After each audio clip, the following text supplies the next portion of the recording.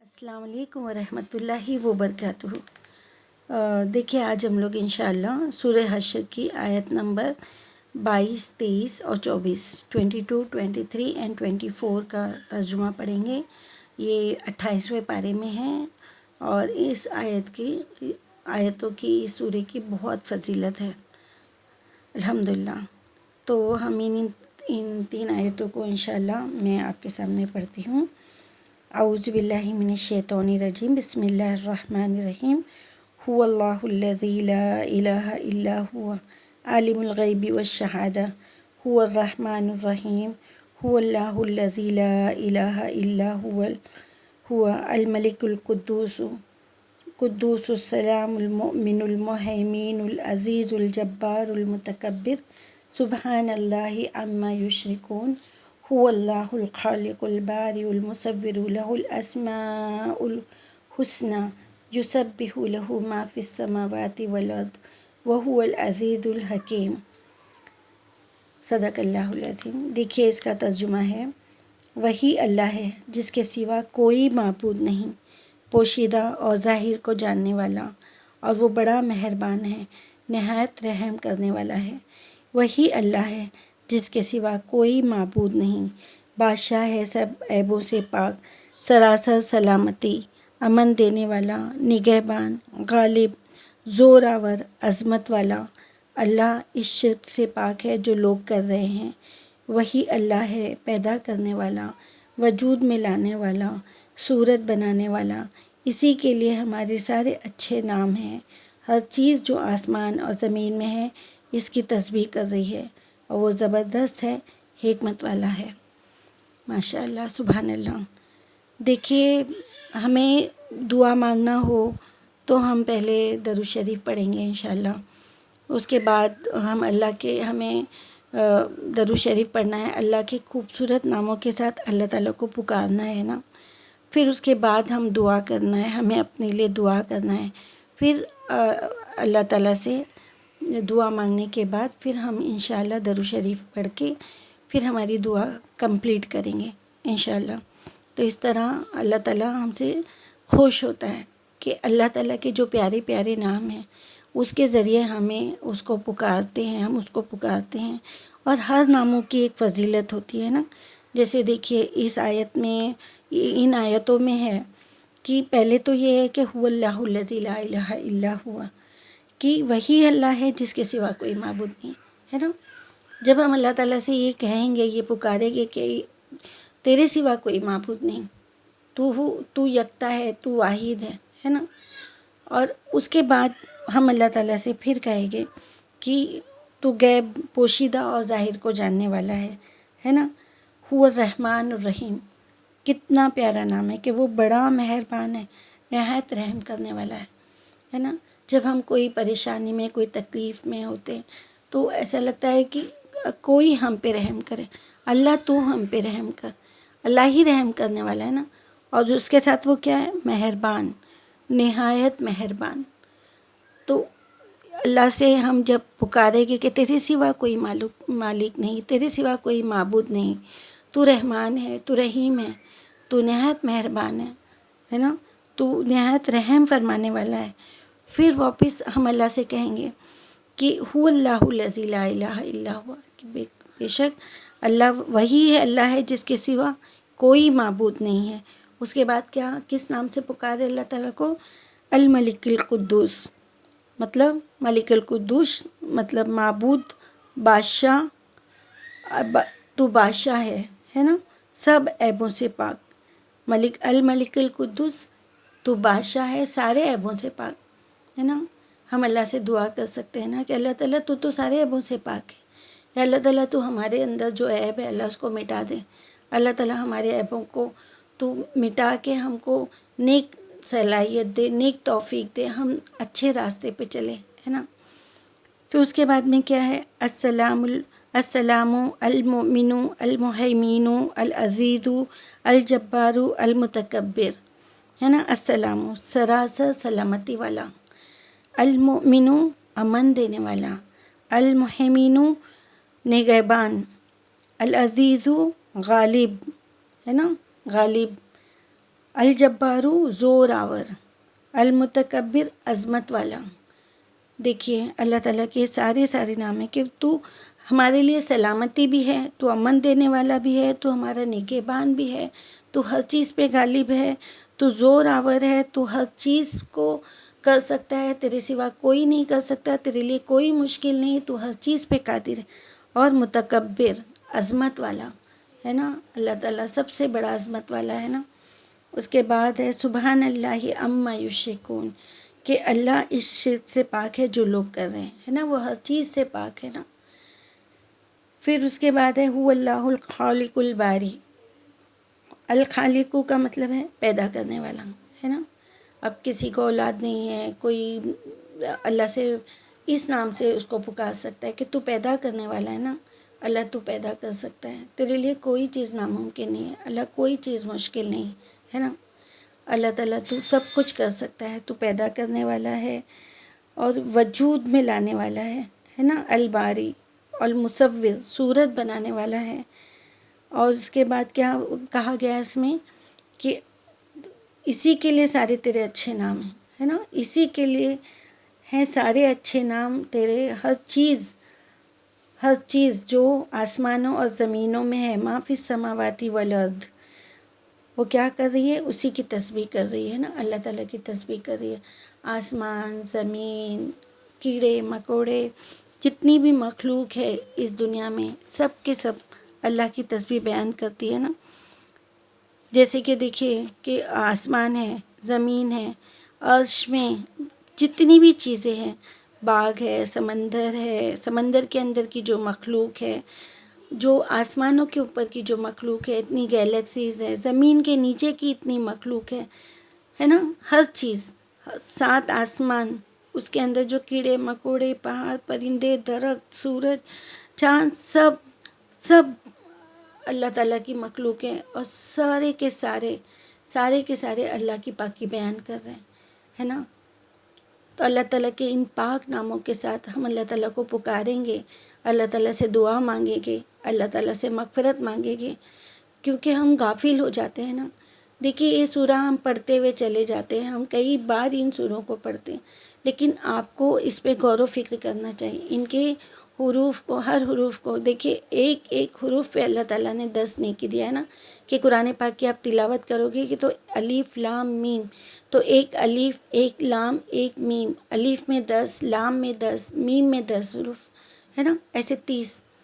اس طرح اگر ہم یہ سوروں کو، ان آیتوں کو یاد کر لیں، ان سوروں میں جو خاص آیتیں ہیں، جو ان کو ہم دیکھیں، پورا قرآن شریف ہم حافظ تو نہیں بنے، لیکن ہم اتنا تو کر سکتے ہیں نا کہ اس کی کچھ پیاری سوروں کو ہم بائی ہارٹ کریں، اپنی زبان میں رکھیں، ہماری دعاؤں میں اس کو شامل کریں، صبح اٹھ کے اس کی تلاوت کریں، رات کو سوتے وقت اس کو پڑھیں، تو اللہ تعالیٰ انشاءاللہ ان سوروں کی برکت سے، ان دعاؤں کی برکت سے ہمارے دن اور رات میں ہماری حفاظت کرے گا انشاءاللہ ہو سکتا ہے فرشتے ہمارے لیے دعا کریں، کیونکہ جب ہم اللہ کے اچھے ناموں کے ساتھ اللہ کو پکارتے ہیں نا، تو فرشتے بھاگتے ہیں اس کو پکڑنے کے لیے، کہ میں اس کو لے کے اللہ کے پاس جاؤں گا، کہ اللہ تیرے وہ فلاں بندے نے تیرے یہ نام سے تجھے پکارا، تیرے وہ فلاں بندی نے تیرے کو یہ نام سے پکارا، اللہ تعالیٰ تو اس کی دعا کو قبول فرما لے، اللہ تعالیٰ تو اس کی مغفرت کر لے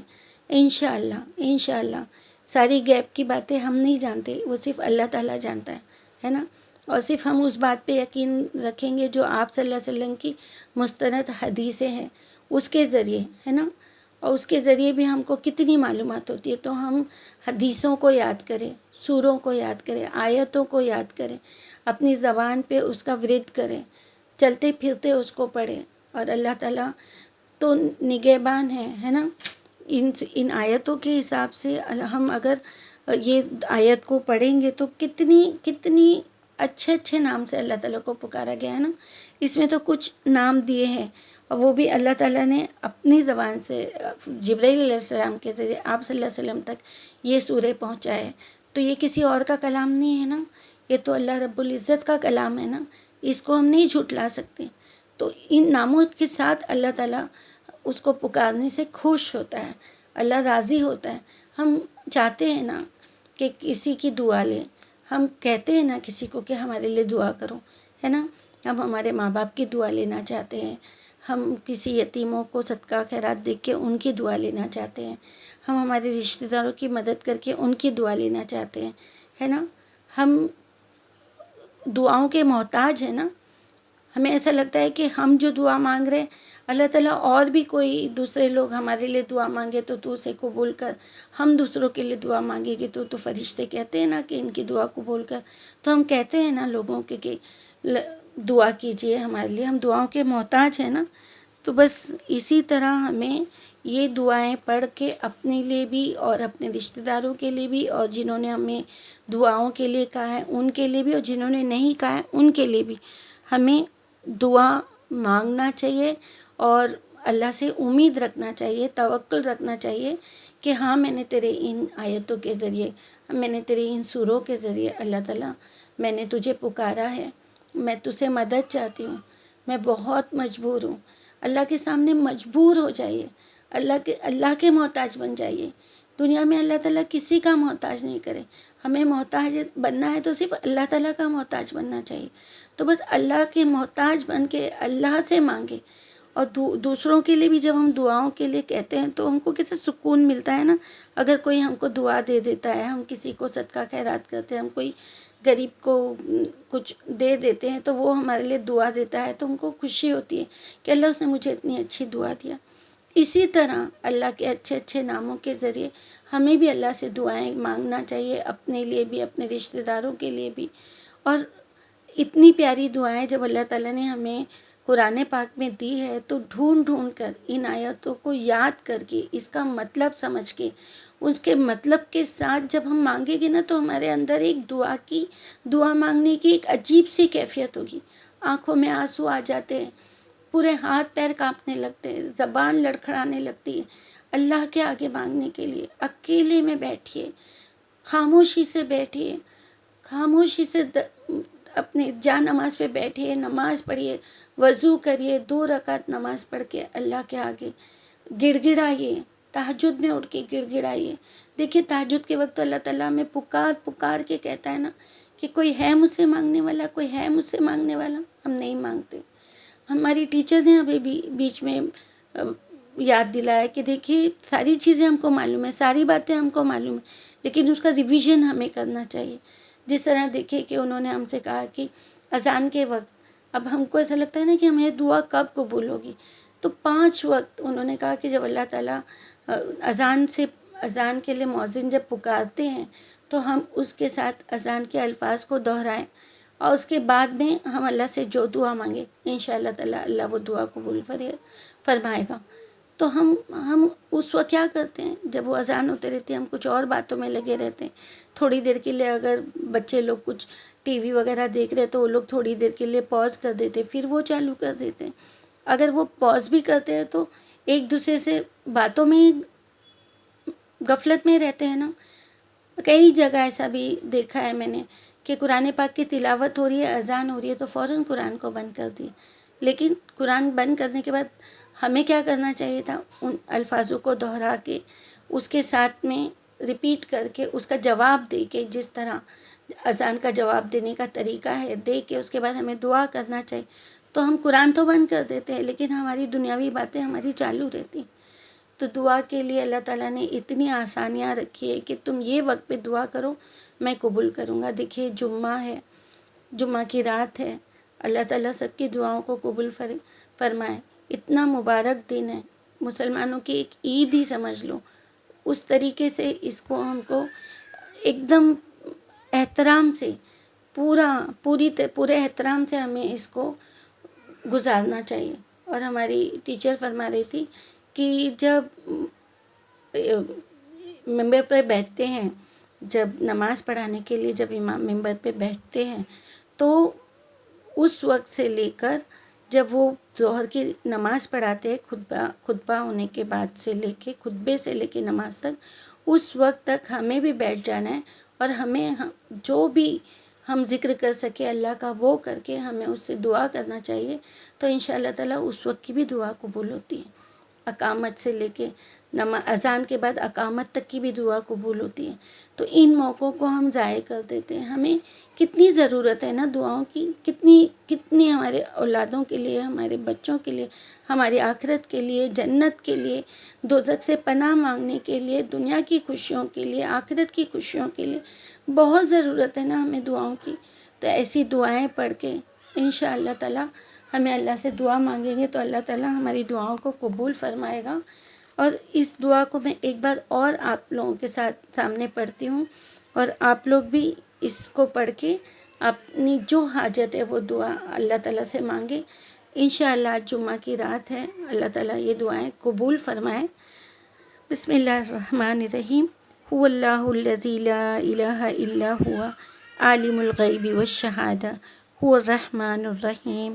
هو اللہ الذی لا الہ الا هو الملک القدوس السلام المؤمن المہیمن العزیز الجبار المتکبر سبحان اللہ عما یشرکون.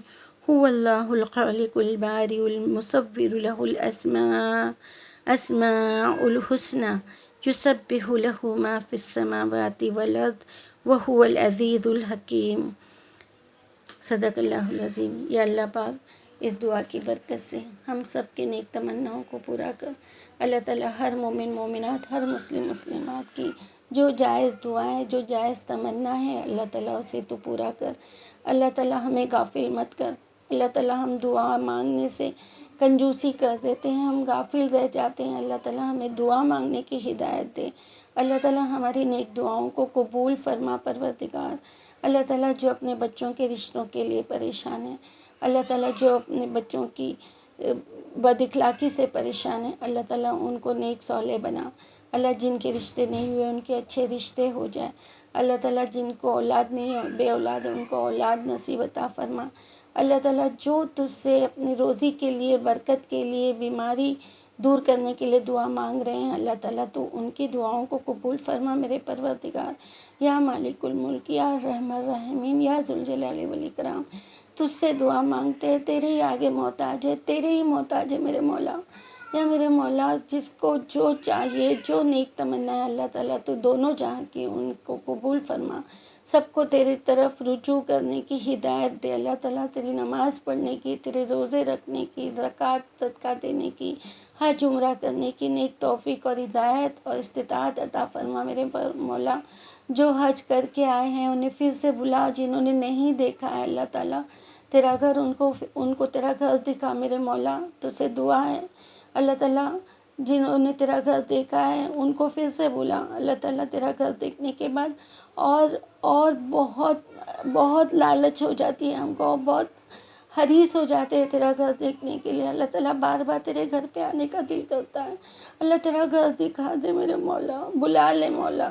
اللہ تعالیٰ ہماری دعاؤں کو قبول فرما، سب کی نیک دعاؤں کو قبول فرما. اللہ تعالیٰ جس کی جو جائز تمنا ہے وہ سب کو قبول فرما. اللہ بولنے سے زیادہ عمل کرنے والا بنا اور ہر نیک دعاؤں کو قبول فرما. آمین یا رب العالمین. السلام علیکم ورحمۃ اللہ وبرکاتہ.